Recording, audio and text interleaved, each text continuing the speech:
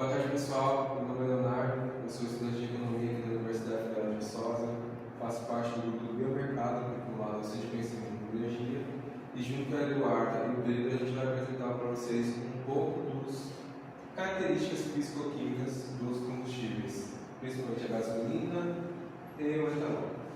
Começando com a gasolina, que é o combustível mais conhecido, a gasolina é um derivado do petróleo, composto de hidrocarbonetos de 6 a 10 átomos de carbono, e ela tem características muito eficientes para ser utilizada como combustíveis do ciclo Otto, de 4 pistões.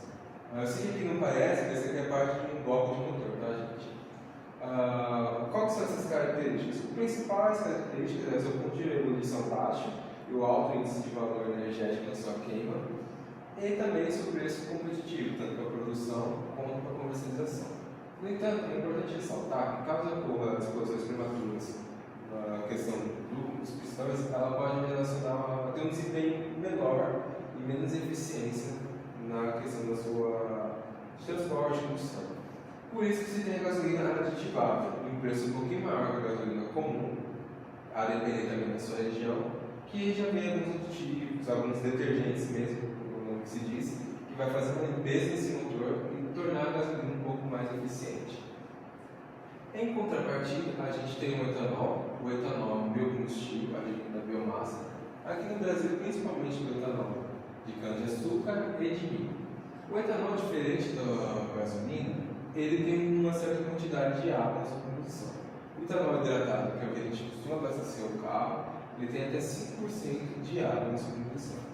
Porém, ele tem uma maior oxigenagem e uma explosão mais uniforme, por assim dizer, no motor. Então, ele não precisa, por exemplo, da gasolina de aditivo. Ele não precisa igual a gasolina de aditivo. Podemos dizer que o etanol, entre aspas, é autolimpante na questão do motor. Além disso, ele tem uma evaporação, mais calorimetria de evaporação, que garante uma maior eficiência e potência no motor. Um ponto claro de todo o biocombustível é que tem uma emissão menor de gases do efeito estufa, o CO2 como principal. Além disso, parte desses CO2 é consumido pela própria biomassa, cana-de-açúcar ou milho, quando ela está crescendo. Além disso, a gente tem os carros flex, que procuram ter o melhor dos dois mundos, e dá a oportunidade do consumidor decidir o que vai utilizar, gasolina ou etanol. É claro, se a gente pensar talvez um carro só etanol, ou só a gasolina pudesse ter a maior eficiência no motor. No entanto, por exemplo, um carro a gasolina, a gente talvez teria tanta economia em questão financeira mesmo e até essa questão ambiental, porque a gasolina emite mais poluentes e divide mais do que colocar a gasolina aditivada, que é mais cara que a comum. Além disso, a gasolina comum já tem um preço às vezes maior do que o do etanol. Em compensação ao etanol, a gente teria carros talvez com motores menores, já são um pouquinho mais eficientes, só que o etanol tem um rendimento de 70% geralmente da gasolina comum. Então você teria que geralmente abastecer mais vezes durante a semana, o que poderia ser prejudicial, por exemplo, ou incômodo para o consumidor, por exemplo. Você faz uma viagem de 500 km. Você provavelmente teria que passar, às vezes, mais imposto do que alguém que tem gasolina, que garante, assim, uma viagem mais cômoda. Mas você também teria aquela questão ambiental e também a questão do preço. Olá, hoje eu vou falar um pouco sobre o panorama das características mercadológicas de dois combustíveis bem essenciais aqui no Brasil, que no caso é a gasolina e o etanol. Então, assim, basicamente eu vou trazer aqui hoje como é que funciona essa dinâmica entre esses dois combustíveis em relação à formação de preço, como é que os dois combustíveis interagem um com o outro nesse sentido. Realmente é a parte mercadológica mesmo, dos dois. Então eu vou começar falando um pouco da gasolina, dos componentes do preço da gasolina. Basicamente, a gasolina é composta, ela pode ser composta por algumas características principais. Eu vou citar algumas aqui. Dentre elas, uma das mais importantes é a questão dos impostos estaduais e federais,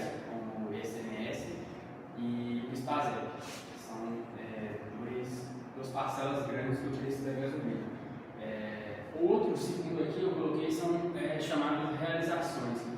Basicamente é o preço que um distribuidor paga diretamente para a Petrobras quando ele faz a compra desse combustível. A terceira característica que eu coloquei aqui é a questão do etanol amido, porque esse corresponde a quase 30% da composição da gasolina. Então é outro importante fator do preço da gasolina. E o quarto que eu coloquei aqui é a questão da revenda, que é basicamente a parcela que o dono do posto coloca ao vender a gasolina. Já em relação aos componentes do preço do etanol, esse outro combustível que eu estou trazendo aqui, eu posso citar o preço da tonelada da cana-de-açúcar, que é muito importante, visto que o etanol no Brasil, a maior parte dele é produzido através da cana-de-açúcar, apesar que a produção através do milho está crescendo bastante, mas a cana-de-açúcar ainda é o insumo mais relevante para a produção do etanol, então o preço da sua tonelada é muito importante. Como eu falei, as realizações, né, também está aqui nos componentes do preço do etanol. O preço do açúcar, visto que basicamente existem dois produtos principais que você faz através da cana, que é basicamente o etanol e o açúcar. Então, o preço de ambos influenciam essa relação. E por último, o mais importante que eu gostaria de destacar aqui é o preço da gasolina, que é o principal concorrente do etanol, principalmente no Brasil, visto que a inserção de carros flex é muito grande. Então, eu vou abordar um pouquinho mais para frente ali, mas do porquê que essa interação ocorre, mas basicamente o preço da gasolina influencia muito o preço do etanol. Também principalmente devido a uma ideia no imaginário da população brasileira sobre a questão do etanol talvez ser um pouco de menor qualidade em relação à gasolina. Então as pessoas têm uma certa preferência à gasolina do que ao etanol. E a terceira parte desses aspectos, né, dessas características mercadológicas que eu queria abordar aqui é a questão de elasticidade, que é basicamente um pouco disso aqui que eu falei, dessa questão das preferências, enfim, e isso acaba afetando a elasticidade. Então, basicamente, a elasticidade é o quão sensível o consumidor a variações do preço. De forma geral, é isso.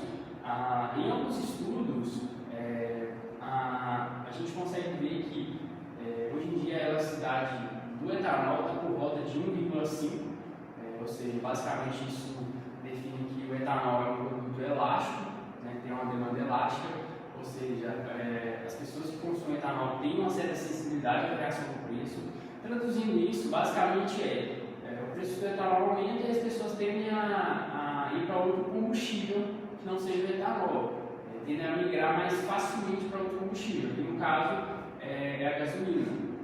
E a elasticidade do preço demanda da gasolina, hoje em dia ela gira mais ou menos em torno de 0,9, ou seja, mostrando justamente isso aqui que eu falei. As pessoas que usam gasolina, no caso de carros flex que eu falo, elas têm uma sensibilidade, têm uma maior insensibilidade em relação à variação do preço da gasolina.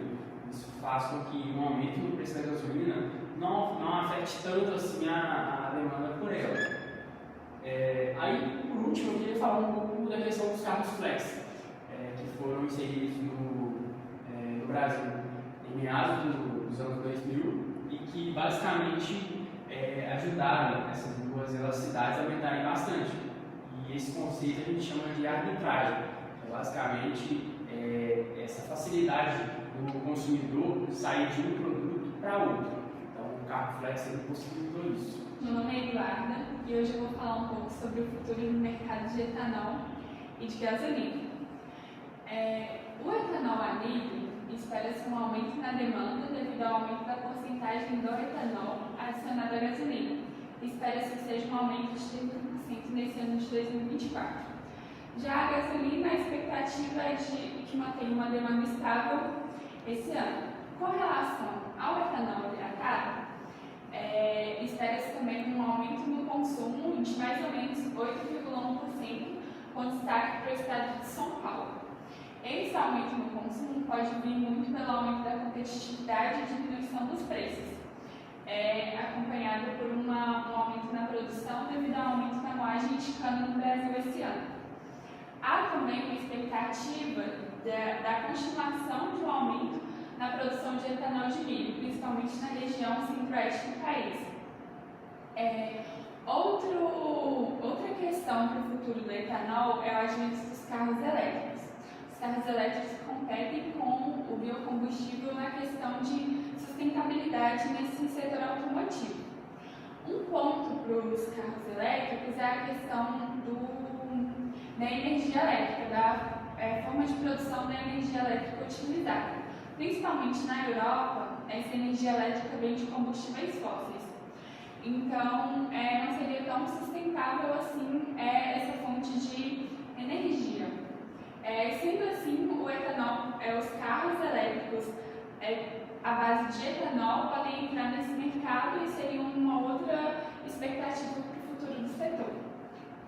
É isso, muito obrigada a todos pela atenção e a gente espera vocês no próximo vídeo.